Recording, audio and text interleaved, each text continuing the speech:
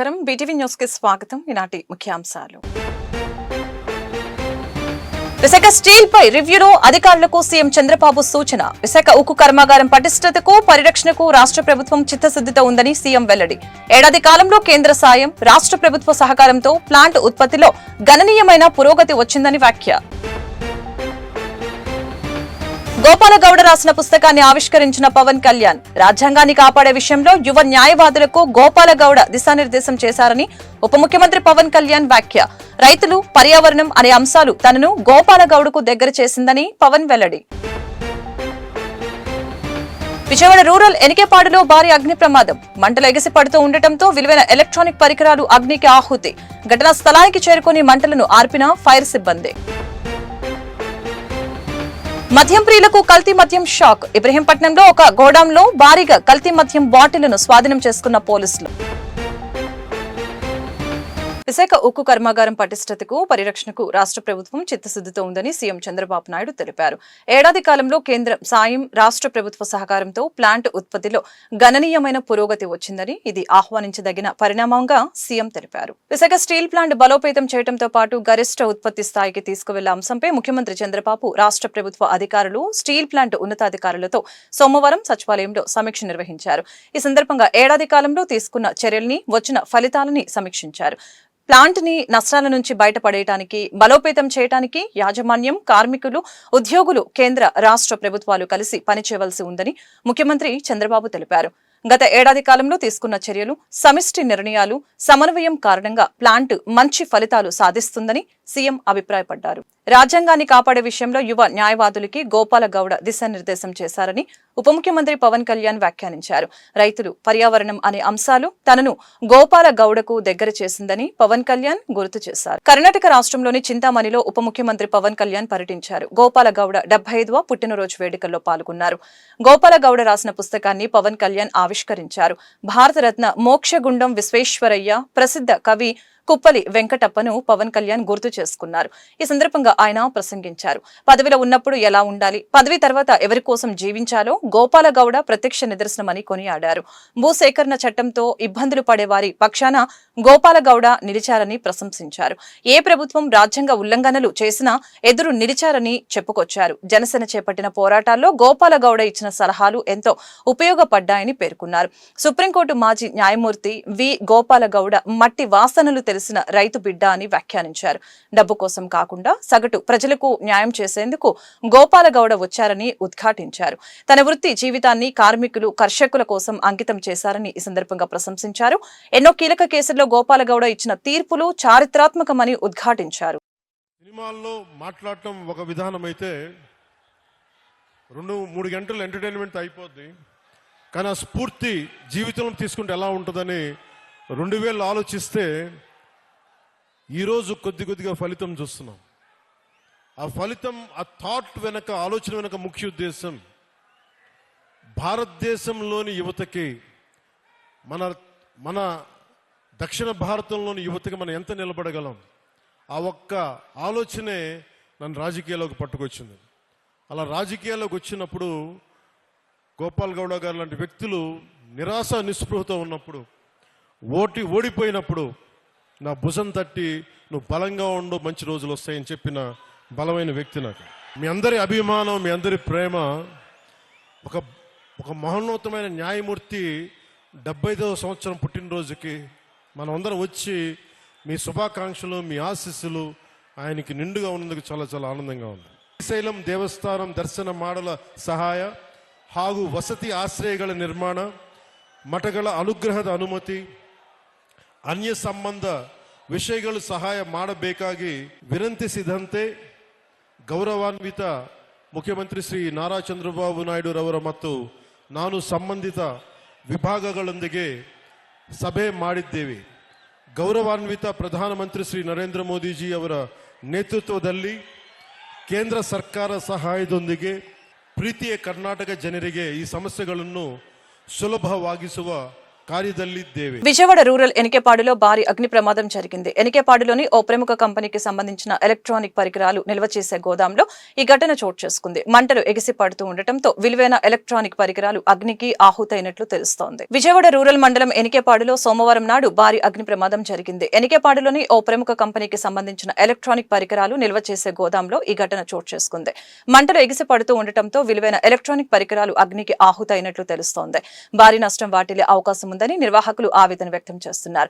చుట్టుప్రక్కల ప్రాంతాలను పొగ కమ్మేసింది. పొగ దాటికి స్థానికులు ఉక్కిరిబిక్కిరవుతున్నారు.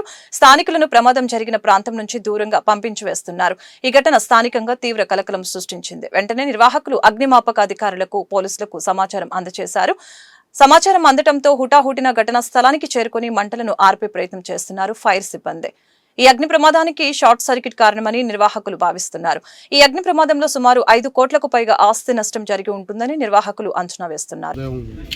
8 ఆ టైంలో మన ఎనికేపాడు విలేజ్లో జగత్లాన్ showroom back side Maganti Anjani వారి యొక్క 5 ఎకరాస్ ల్యాండ్లో ఒక 16,000 స్క్వేర్ ఫీట్ గల ఒక గోడౌన్ ఉంది. ఆ గోడౌన్ని శ్రీ ఎంటర్ప్రైజెస్ హైదరాబాద్ వారు చెన్నమనేని వెంకట్ ఓనరు వాళ్ళు ఇక్కడ ఆ గోడౌన్ లీజు తీసుకొని దాని మీద ఎలక్ట్రానిక్ గుడ్స్ స్టోరేజ్ చేసుకొని సిఎండ్ఎఫ్ పెట్టుకొని ఇక్కడ నుంచి వాళ్ళ డీలర్స్, సబ్ డీలర్స్కి డిస్ట్రిబ్యూట్ చేస్తూ ఉంటారు. దాంట్లో భాగంగా ఆ గోడౌన్లో లాట్ ఆఫ్ మెటీరియల్ ఉంది. ఆ మెటీరియల్లో ఎయిర్ కండిషనర్స్ అంటే ఏసీలు, ఫ్రిడ్జ్లు, టీవీలు, తర్వాత మైక్రో ఓవెన్లు, అదేవిధంగా ఇంకా ఈ మన షేవింగ్ మిషన్స్, తర్వాత కటింగ్ మిషన్స్, ఇలాంటివన్నీ కూడా కొన్ని వస్తువులు ఉండటం జరిగింది. ఇలా ఒక పక్క గోడ మొత్తం పూర్తిగా డ్యామేజ్ ఉంది. ఆఫీసు రూమ్ కూడా డ్యామేజ్. దాంట్లో ఉన్న సామానాన్ని కూడా మొత్తం వస్తువులు, బుక్స్ అని కూడా కనెక్టెడ్ డాక్యుమెంట్ కూడా అంతా కలిపోయింది.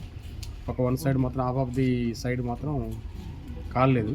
దాంట్లో ఆ ఏసీ, ఇండోర్ ఏసీ యొక్క అవుట్లెట్స్, ఇండోర్ యొక్క ఏసీ లోపల ఇండోర్ యూనిట్లు, దాంట్లో మన అది ఉంటుంది కదా, మన థర్మాకోల్ ఉంటుంది కదా, థర్మాకోల్ పార్ట్లో కొద్దిగా అక్కడక్కడ డ్యామేజ్ అని అవి చెక్ చేయాలి. ఫిజికల్ చెక్ చేస్తే ఇట్ ఈజ్ వర్కింగ్, అది పనిచేయదా అనేది దాన్ని చూసి దాన్ని బట్టి చేస్తాం. వీళ్ళు డ్యామేజ్ అయిన దాని ప్రకారం చెప్పేది ఏంటంటే దీనికి ఇప్పుడు సుమారుగా ఒక 3 కోట్ల రూపాయల వర్త్ డ్యామేజ్ అని చెప్తున్నారు.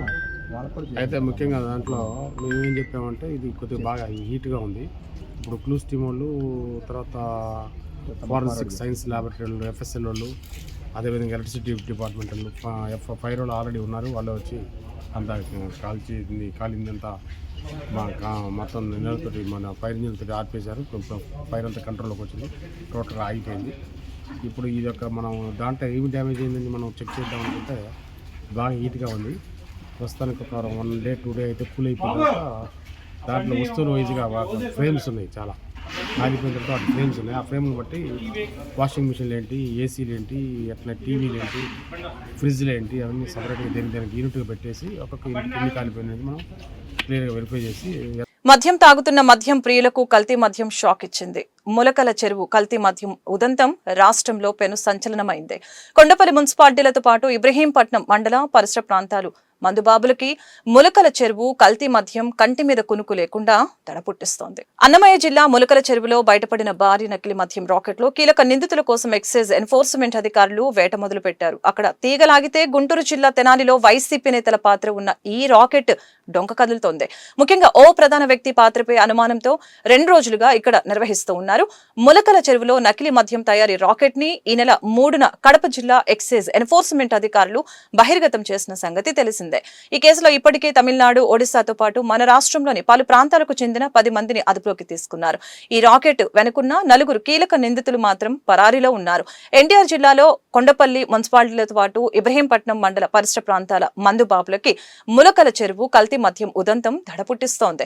అధికారుల విచారణలో సంచలన విషయాలు వెలుగు చూస్తూ ఉన్నాయి. ఇబ్రహీంపట్నంలో ఒక గోడౌన్లో భారీగా కల్తీ మద్యం బాటిళ్లను పోలీసులు స్వాధీనం చేసుకున్నారు. మరికొన్ని యూనిట్లు ఉండే అవకాశం ఉందని అధికారులు అనుమానిస్తున్నారు. కల్తీ మద్యం కీలక సూత్రధారి అద్దేపల్లి జనార్దన్ రావుతో పాటు అతని సోదరుడు జగన్మోహన్ ప్రమేయంపై అధికారుల దృష్టి సారించారు. అద్దేపల్లి జనార్దన్ తమ్ముడు అద్దేపల్లి జగన్మోహన్ ని ఎక్సైజ్ పోలీసులు అధికారులు విచారిస్తున్నారు.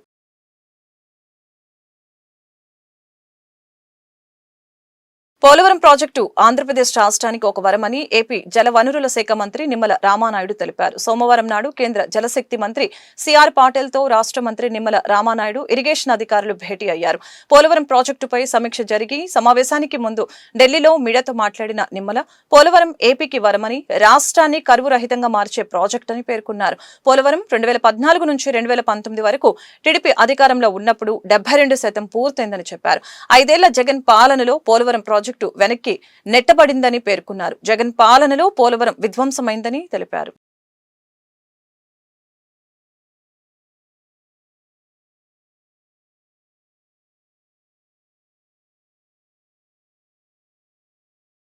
ప్రధాని నరేంద్ర మోదీ నేతృత్వంలో చంద్రబాబు సారథ్యంలో అటు దేశం ఇటు రాష్ట్రం అభివృద్ధి వైపు దూసుకువెళ్తుందని యూనియన్ మినిస్టర్ రామ్దాస్ అత్వాలే వెల్లడించారు. మేక్ ఇన్ ఇండియా ద్వారా దేశం అభివృద్ధి వైపు పరుగులు తీసేలాగా ప్రధాని మోదీ కృషి చేస్తున్నారని స్పష్టం చేశారు. ఏపీలో అమరావతి రాజధాని అభివృద్ధికి కేంద్ర ప్రభుత్వం పూర్తి స్థాయిలో సహకారం అందిస్తుందని చెప్పారు. యూనియన్ మినిస్టర్ రామ్దాస్ అత్వాలే రాష్ట్ర పర్యటన నేపథ్యంలో నగరంలోని ప్రముఖ హోటల్లో మీడియా సమావేశం నిర్వహించారు. ఈ సమావేశంలో ఆయన మాట్లాడుతూ మోదీ నేతృత్వంలో దేశం అత్యంత వేగంగా అభివృద్ధి చెందుతుందని చెప్పారు. మేక్ ఇన్ ఇండియా కార్యక్రమాల ద్వారా నూతన ఔత్సాహిక పారిశ్రామికవేత్తలను ప్రోత్సహిస్తూ దేశాన్ని అభివృద్ధి బాటలో పయనింపచేస్తున్నారని అన్నారు. కులాంతర వివాహాలను ప్రోత్సహిస్తున్నామని, కులాంతర వివాహాలు చేసుకున్న వారికి కేంద్ర ప్రభుత్వం అందించే ప్రోత్సాహకాన్ని విజయవంతంగా అందిస్తున్నట్లు తెలిపారు. ఏపీలో 1,80,000 మంది ప్రధానమంత్రి యోజన ద్వారా లబ్ధి పొందారని, 9,71,000 మందికి ఏపీలో కేంద్ర ప్రభుత్వ గ్యాస్ కనెక్షన్లను అందిస్తుందని చెప్పారు. ఏపీలో అమరావతి రాజధాని అభివృద్ధికి కేంద్ర ప్రభుత్వం పూర్తి స్థాయిలో సహకారం అందిస్తుందని చెప్పారు. राज्य सरकार के बजट से भी वहाँ कुछ एक्सपेंडिचर होना चाहिए. तो अभी स्लोली साइलेंटली हो जाएगा. एक तो कांग्रेस पार्टी ने जब आंध्रा तेलंगाना अलग किया तब उनको जो आश्वासन दिया था वो पैसा उन्होंने दिया नहीं, इसीलिए अमरावती का डेवलपमेंट रुक गया. अभी इतने साल हो रहे हैं, वहाँ पूरे मंत्रालय की बिल्डिंगें भी नहीं, अभी कुछ बिल्डिंग चल रही है. तो जल्दी जल्दी वो काम पूरा होगा. हमारा सरकार का ध्यान पूरा है, नरेंद्र मोदी जी का ध्यान पूरा है और माननीय चंद्रबाबू नायडू जी के संबंध नरेंद्र मोदी के साथ बहुत अच्छे हैं. तो जो जो प्रोजेक्ट वहाँ भेजेगी उसके लिए हम पूरी मदद करेंगे. लेकिन अमरावती के डेवलपमेंट के लिए जरूर सरकार आंध्र प्रदेश के साथ है और जल्दी जल्दी अमरावती का डेवलपमेंट होना चाहिए, ऐसा हमारी भी सूचना है. मैं भी उसके लिए प्रयत्न करूंगा. As a social justice and empowerment MOS के नाते जरूर आंध्र प्रदेश को मैक्सिमम मदद मिलनी चाहिए. अमरावती का जल्दी डेवलपमेंट होना चाहिए, उसके लिए मैं भी प्रयत्न करूंगा. ప్రతి సోమవారం నిర్వహించే ప్రజా సమస్యల పరిష్కార వేదిక కార్యక్రమాన్ని యథావిధిగా నిర్వహించినట్లు ఎన్టీఆర్ జిల్లా కలెక్టర్ లక్ష్మీషా తెలిపారు. స్వీకరించిన ఫిర్యాదుల్ని సంబంధిత అధికారుల దృష్టికి తీసుకువెళ్లామని వెల్లడించారు. స్థానిక కలెక్టరేట్లోని శ్రీ పింగళి వెంకయ్య సమావేశ మందిరంలో సోమవారం ఉదయం 10 గంటల నుంచి ప్రజల నుంచి ఫిర్యాదుల్ని జిల్లా కలెక్టర్ స్వీకరించారు. కలెక్టరేట్, డివిజన్, మున్సిపల్, మండల కేంద్రాల్లో సంబంధిత అధికారులు ప్రజలకు అందుబాటులో ఉండి అర్జీలు స్వీకరించారు. ఈ సందర్భంగా కలెక్టర్ మాట్లాడుతూ ప్రజా సమస్యల పరిష్కార వేదికలో అనేక ఫిర్యాదులు వచ్చాయని, వాటిని సంబంధిత అధికారులు పరిష్కరించాలని ఆదేశాలు జారీ చేశామని చెప్పారు. ప్రజలు ఈ అవకాశాన్ని సద్వినియోగం చేసుకోవాలని కలెక్టర్ కోరారు. అదేవిధంగా అర్జీదారులు తమ అర్జీలను meekosom.ap.gov.in వెబ్సైట్ నందు నమోదు చేసుకోవచ్చని, నమోదైన అర్జీల స్థితి, సంబంధిత సమాచారం తెలుసుకునేందుకు 1100కి నేరుగా కాల్ చేయవచ్చని అన్నారు. నగరంలో ఆలయాలకు వచ్చే భక్తులకు ఎటువంటి అసౌకర్యం కలగకుండా చూడాలని విజయవాడ నగరపాలక సంస్థ కమిషనర్ ధ్యానచంద్ర అన్నారు. ఉత్సవం అయిపోయిన తర్వాతే పారిశుద్ధ నిర్వహణలో ఎక్కువగా దృష్టి పెట్టాలని అధికారుల్ని ఆదేశించారు. సోమవారం ఉదయం తన పర్యటనలో భాగంగా కెనాల్ రోడ్, వినాయకుని గుడి, శనీశ్వరాలయం, కృష్ణవేణి ఘాట్, సీతమ్మ పాదాలు, పున్నమి ఘాట్, హెచ్బీ కాలనీ ప్రాంతాలని క్షేత్రస్థాయిలో పరిశీలించారు. దసరా శరన్నవరాత్రి ఉత్సవాలు అయిపోయినప్పటికీ భక్తులకు ఎటువంటి అసౌకర్యం కలగకుండా విజయవాడ నగరపాలక సంస్థ వారు కల్పించే సౌకర్యాన్ని కల్పించడంలో ఎటువంటి లోపం ఉండరాదని, అధికారికంగా అక్టోబర్ 5 వరకు సౌకర్యాలు కల్పించాలని ఉన్నప్పటికీ భక్తుల తాకిడి ఎక్కువగా ఉన్న సందర్భంలో వారికి త్రాగునీటి సౌకర్యంలో ఎటువంటి ఇబ్బంది కలగకుండా చూసుకోవాలని, ఉత్సవం అయిపోయిన తర్వాతే పారిశుద్ధ నిర్వహణలో ఎక్కువగా దృష్టి పెట్టాలని అధికారుల్ని ఆదేశించారు. తదుపరి ఆర్టీసీ వర్క్ షాప్ రోడ్ లో ఉన్న హెచ్బీ కాలనీ అన్నా క్యాంటీన్ ని పరిశీలించారు. అన్నా క్యాంటీన్ లో ఎటువంటి మరమ్మతులు ఉండరాదని, ఏవైనా ఉన్నచో వెంటనే 15 నిమిషాల్లో వాటిని సరిచేయాలని, అన్నా క్యాంటీన్ లో వచ్చే ప్రజలకు ఎటువంటి ఇబ్బందులు కలగకుండా చూడాలని అన్నారు. అన్నా క్యాంటీన్ నోడల్ అధికారులు ఎప్పటికప్పుడు అన్నా క్యాంటీన్ ని పర్యవేక్షిస్తూ ఎప్పటికప్పుడు ఎటువంటి ఇబ్బందులు లేకుండా చూసుకోవాలని అధికారుల్ని ఆదేశించారు. కేంద్ర ప్రభుత్వం అమలు చేస్తున్న నూతన జీఎస్టీ విధానం వలన రాష్ట్రాలకి నష్టం జరుగుతుందని, అయినా రాష్ట్రాలు నోరు మెదపటం లేదని సిపిఎం పోలిట్ బ్యూరో సభ్యులు బివి రాఘవులు వెల్లడించారు. నూతన జీఎస్టీ విధానం ద్వారా రాష్ట్రాలకి వేల కోట్ల రూపాయలు నష్టం వాటిల్లుతుందని చెప్పారు. రాష్ట్రాలకు వచ్చిన నష్టపరిహారం రూపంలో అందజేస్తామని కేంద్రం ప్రకటించాలని డిమాండ్ చేశారు. సిపిఎం ఆధ్వర్యంలో సోమవారం బాలోత్సవ భవన్లో మీడియా సమావేశం జరిగింది. ఈ సమావేశంలో సిపిఎం పోలిట్ బ్యూరో సభ్యులు బివి రాఘవులు పాల్గొని మాట్లాడారు. దేశవ్యాప్తంగా సభలు పెట్టి ప్రచారాలు చేస్తూ ప్రభుత్వ సొమ్ము వృధా చేస్తున్నారని అన్నారు. జీఎస్టీ వలన రాష్ట్రాల ఆదాయం వేల కోట్లలో తగ్గుతుందని చెప్పారు. రాష్ట్రాలకు వచ్చిన నష్టాన్ని నష్టపరిహార రూపంలో కేంద్రం ఇచ్చే విధంగా ప్రకటన చేయాలని అన్నారు. రాష్ట్రంలో కర్నూలు సభకు మోడీ వస్తున్నారని, రాష్ట్ర ప్రభుత్వం నష్టపరిహారం విషయం మోడీని ప్రశ్నించాలని అన్నారు. శ్రీశైలం దేవాలయం అభివృద్ధి కంటే నల్లమల సాగర్ అభివృద్ధి చేయడం ద్వారా ప్రజలకు మేలు కలుగుతుందని చెప్పారు. సిపిఎం రాష్ట్ర కార్యదర్శి వి శ్రీనివాసరావు మాట్లాడుతూ కురుపాం గురుకుల పాఠశాలలో చనిపోయిన పిల్లల కుటుంబాలకు 50 లక్షల పరిహారం ఇవ్వాలని అన్నారు. స్త్రీశక్తి పథకం వలన నష్టపోయిన ప్రతి ఆటో డ్రైవర్ కి 25,000 రూపాయలు ఇవ్వాలని అన్నారు. అన్యం జిల్లాలో కురుపాం గురుకుల పాఠశాలలో జరిగినటువంటి తీవ్రమైన ఘటన మొత్తం రాష్ట్ర వ్యాప్తంగా ఆందోళనకి గురి చేస్తుంది. 2 విద్యార్థినులు మృతి చెందారు, 71 మంది ఆసుపత్రి పాలయ్యారు. నిన్న అత్యవసరంగా 13 మందిని కేజీహెచ్ కూడా తీసుకొచ్చారు. ఈ రకంగా హాస్టల్స్లో ఇంతకుముందు కొద్ది రోజుల క్రితం అనంతపురం జిల్లాలో ఒక అమ్మాయి చనిపోయింది. ఈ welfare hostels, tribal welfare, SC welfare, గురుకుల పాఠశాలలు, ఆశ్రమ పాఠశాలలు ఈరోజు ప్రభుత్వ ఆధ్వర్యంలో నడిచేటువంటి ఈ హాస్టల్స్లో వాళ్ళ ఆరోగ్య పరిరక్షణ, భద్రత, చదువు, అకాడమిక్ ఈ 3 విషయాల్లో కూడా ప్రభుత్వం యొక్క శ్రద్ధ తగ్గింది. కేవలం కంటి తుడుపుగా ఏదైనా ఘటన జరిగినప్పుడు హడావుడి చేయటం, మంత్రులు పర్యటనలు చేయటం, కొన్ని గట్టి ప్రకటనలు చేయటం, ఆ తర్వాత మరలా వదిలేసేయటం, కఠినమైన నిర్దిష్టమైన చర్యలు ఏమీ తీసుకోవటం లేదు. అందువల్లనే దాని యొక్క పర్యవసానమే ఈరోజు కురుపాములో జరిగినటువంటి దుర్ఘటన. దీన్ని ప్రభుత్వం తేలిగ్గా తీసుకుంటే సాధ్యం కాదు, మంచిది కాదు. ఆ చనిపోయిన కుటుంబాలు ఇద్దరికి కూడా వాళ్ళు పిల్లలు భవిష్యత్తు చాలా ఉన్నటువంటి వాళ్ళు, వాళ్ళ కుటుంబాలకు 50 లక్షల చొప్పున సహకారం అందించాలి, మెరుగైనటువంటి వైద్యం చేయించాలి. ఇప్పుడు అన్ని హాస్టల్స్లో కూడా వీటన్నిటిలో కూడా ఒక శానిటైజేషన్ చేయడానికి ప్రత్యేకంగా నిపుణుల బృందాలను పెట్టి అన్ని హాస్టల్స్ పరిశీలన చేసి అక్కడ చదువు ఎలా సాగుతున్నది, రక్షణ ఎలా ఉంది, పిల్లలు మానసిక పరిస్థితి ఎలా ఉన్నది, ఈ ఆరోగ్య భద్రత దానికి సంబంధించిన అన్ని కూడా నిరంతరం ఒక మానిటరింగ్ చేయాల్సిన అవసరం. చాలా విషయాల్లో ప్రభుత్వం స్పీడ్ ఆఫ్ డూయింగ్ బిజినెస్ పేరుతో అవర్లీ మానిటరింగ్ చేస్తుంది. కానీ ఈ రాష్ట్ర భవిష్యత్తు ఉన్నటువంటి విద్యార్థినుల మీద, అందులో ఆ గురుకుల పాఠశాలల్లో చాలా మంచి ఎలైట్ స్టూడెంట్స్, ఎంతో విలువ కలిగినటువంటి విద్యార్థినులు, వాళ్ళ భవిష్యత్తు ఈ రకంగా నాశనం అయిపోతుంటే మనం చూస్తూ ఊరుకోవడం అనేది ప్రభుత్వం అది బాధ్యత రాహిత్యం అవుతుంది.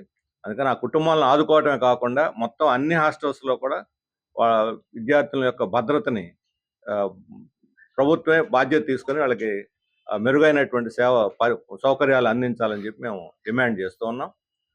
అలాగే ఈ ప్రజలకి చాలా పథకాలు కూడా ప్రకటిస్తుంది. ఆ పథకాలకు కోతలు పెట్టుకోవాల్సిన పరిస్థితి వస్తుంది. అందుకనే కేంద్ర ప్రభుత్వాన్ని మేము డిమాండ్ చేస్తున్నాం, రాష్ట్రాలకు నష్టపరిహారం చెల్లించాలని. రాష్ట్రాలతో సంప్రదించి ఏ రాష్ట్రానికి ఎంత నష్టపరిహారం ఇవ్వాలో నిర్ణయించాలని చెప్పేసి మేము కోరుతున్నాం.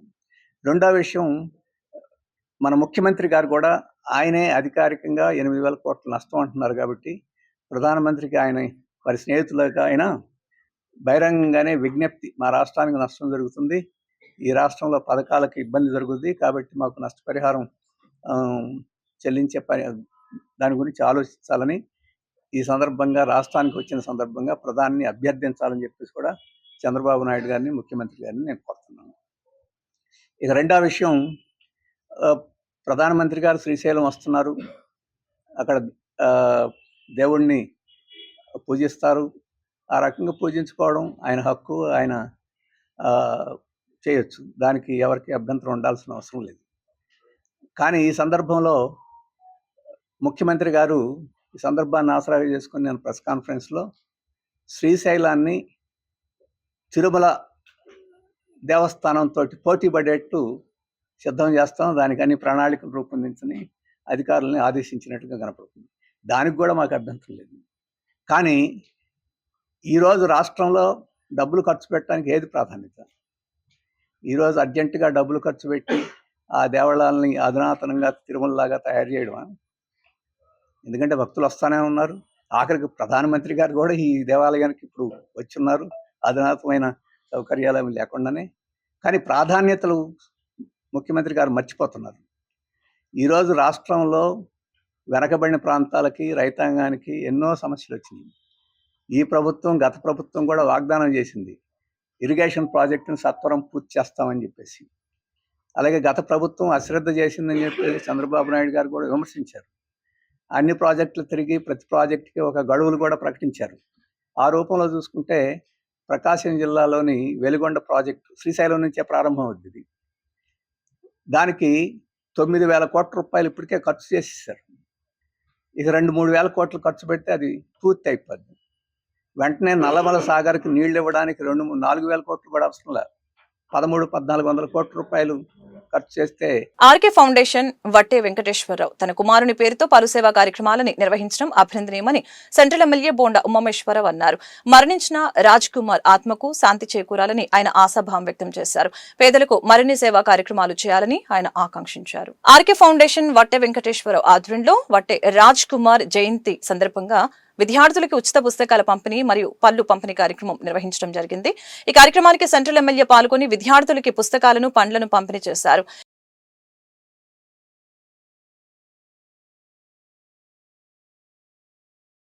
ఈరోజు 63వ డివిజన్లో తెలుగుదేశం పార్టీ సీనియర్ నాయకుడు సోదరుడు వట్టి వెంకటేశ్వరరావు వాళ్ళ కుమారుడు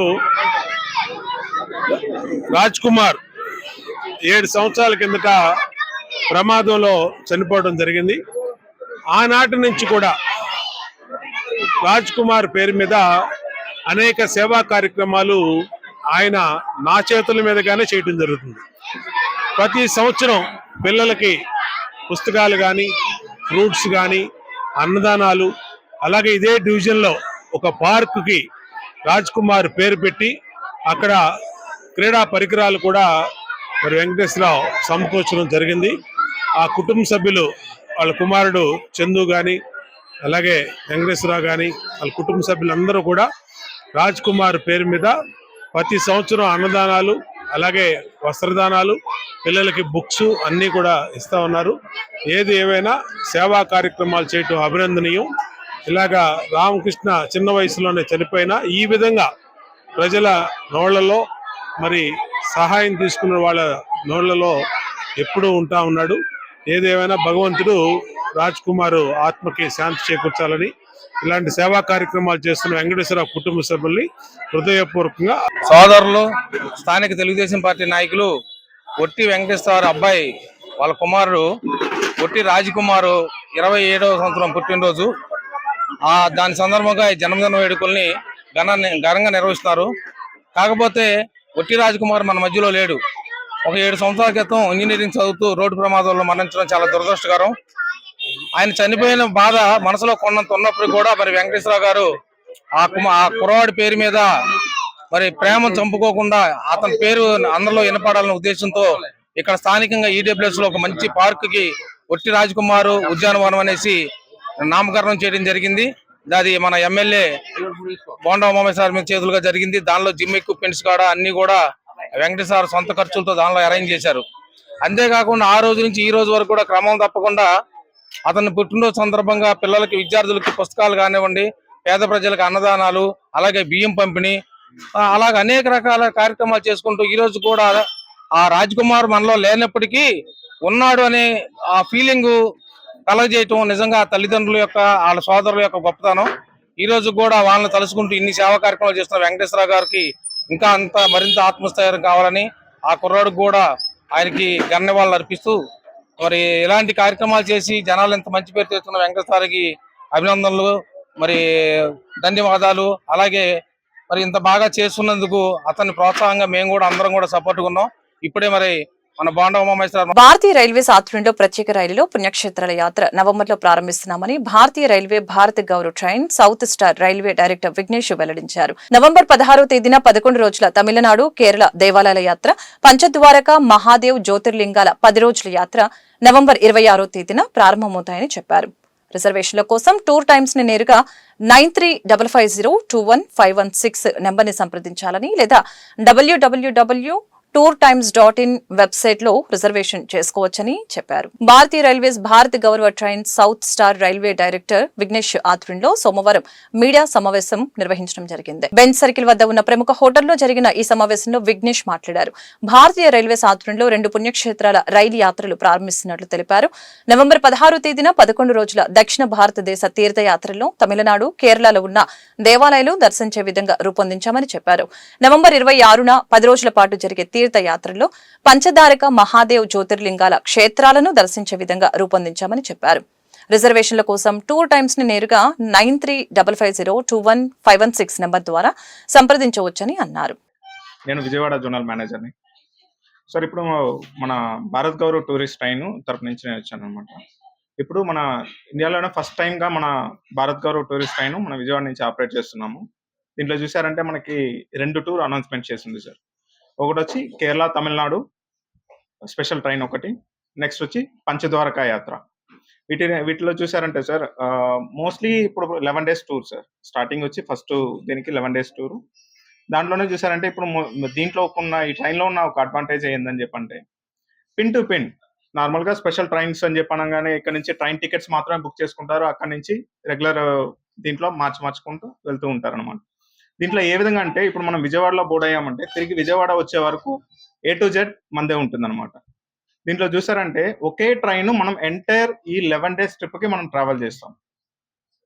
అక్కడక్కడ సీట్లు చేంజ్ అవ్వడం ఇలాంటివి ఎలాంటి ఒక ఇబ్బంది అయితే దీనిలో ఉండదన్నమాట. ఇప్పుడు మనం విజయవాడలో ఎక్కేటప్పుడు కోచ్లో ఎక్కుతారు, తిరిగి వచ్చే వరకు కూడా సేమ్ కోచ్ అనమాట. ఇప్పుడు మోస్ట్లీ 11 రోజులు ట్రావెల్ చేస్తున్నాం. దీంట్లో వచ్చి పెద్ద ఇబ్బంది ఏందని చెప్పంటే యాత్ర చేసే వాళ్ళకి లగేజీ క్యారీ చేసుకోవడం. ఇందులో వచ్చి మనం అన్ని లగేజెస్ మనం తీసుకెళ్లాల్సిన అవసరం లేదు సార్. ఫర్ ఎగ్జాంపుల్ ఇప్పుడు మనము ఒక 1 or 2 days బయట ఉంటున్నామంటే ఆ 2 రోజులకి ఏం అవసరం అవుతుందో అవసరమైన లగేజెస్ మాత్రమే తీసుకుంటారు. మిగిలిన అన్ని కూడా మనం ట్రైన్లోనే లాక్ చేసుకుంటాం అనమాట. ప్రతి బోగీలోనూ ఒక సెక్యూరిటీ గార్డ్ ఉంటారు. అదేవిధంగా ప్రతి ప్లేస్కి మనం ఎక్కడికి వెళ్తున్నాం, ఏం చేయబోతున్నాం అన్న దాని గురించి, ఆ టెంపుల్ గురించి ఎక్స్ప్లెయిన్ చేయడం కోసం ఒక టూర్ ఎస్కార్ట్ అనేసి ఒక వ్యక్తి ఉంటారన్నమాట. Of Tamil Nadu and Kerala. So the temples that this tour covers are Thirukadiyur, Chidambaram, Tiruvannamalai, Arunachaleshwara, Trichy, Tanjavur, Rameshwaram, Madurai, Kanyakumari, Thiruvananthapuram, Chottanikara and Guruvayur.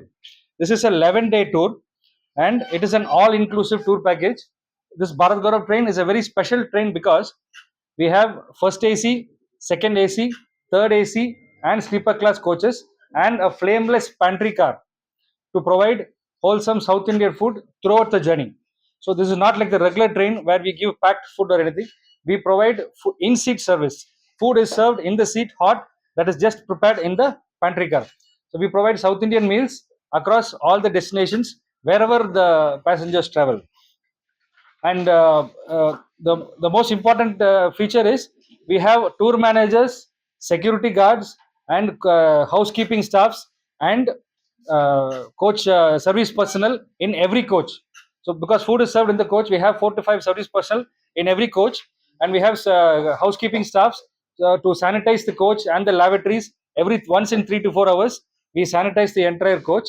Apart from that, we have coach managers who accompany the tourist throughout the journey during places of sightseeing or take them to the hotel or anything. We have coach managers to accompany them. That is why this is a very senior citizens friendly tour. And the main feature is tourists need not carry their luggage through the entire journey.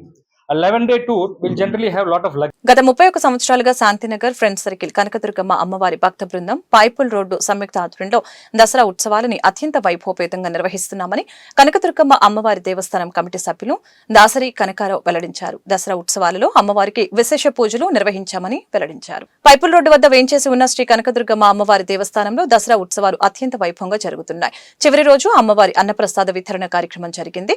కార్యక్రమంలో వేలాది మంది భక్తులు అమ్మవారి అన్నప్రసాదాన్ని స్వీకరించారు. ఈ సందర్భంగా ఆలయ committee సభ్యులు కనకరావు మాట్లాడారు. గత 31 సంవత్సరాలుగా అమ్మవారికి దసరా ఉత్సవాలు నిర్వహిస్తున్నట్లు తెలియజేశారు. ఉత్సవాలలో అమ్మవారికి విశేష పూజలు నిర్వహించామని ఈ సందర్భంగా తెలిపారు. ఈ కార్యక్రమంలో పెద్ద సంఖ్యలో భక్తులు అమ్మవారి అన్నప్రసాదాన్ని స్వీకరించారని అన్నారు. అన్నప్రసాద వితరణ కార్యక్రమంలో సెంట్రల్ ఎమ్మెల్యే బోండా ఉమామేశ్వరరావు పాల్గొని అన్నప్రసాద వితరణ కార్యక్రమాన్ని ప్రారంభించారని, అనంతరం అమ్మవారి ప్రభ మహోత్సవం నిర్వహిస్తున్నట్లు తెలిపారు.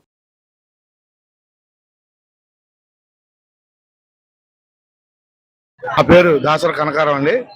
నేను అమ్మవారి గుడికి కమిటీ మెంబర్ని. మేము విజయవాడ అంటేనే అమ్మవారి నవరాత్రులకి ప్రాముఖ్యత కలిగినటువంటి ప్రదేశం. దాంట్లో భాగంగా పైపుల్ రోడ్ సెంటర్లో పైపుల్ రోడ్ శాంతినగర్ ఫ్రెండ్ సర్కిల్ ఆధ్వర్యంలో గత 31 సంవత్సరాలుగా ఇక్కడ అమ్మవారి నవరాత్రులు చేయడం జరుగుతుంది. దాంట్లో భాగంగానే ఈ రోజు కూడా అమ్మవారి నవరాత్రి కార్యక్రమాన్ని ఏర్పాటు చేశాం. దాంట్లో భాగంగా ఇక్కడ మరి ఈ రోజు అన్నదాన కార్యక్రమం సాయంత్రం 6 గంటలకి అమ్మవారి ప్రభ మహోత్సవ కార్యక్రమం కూడా జరుగుతూ ఉంది. ప్రజలందరూ కూడా పెద్ద సంఖ్యలో పాల్గొని ఈ కార్యక్రమాన్ని జయప్రదం చేయడం జరుగుతూ ఉంది.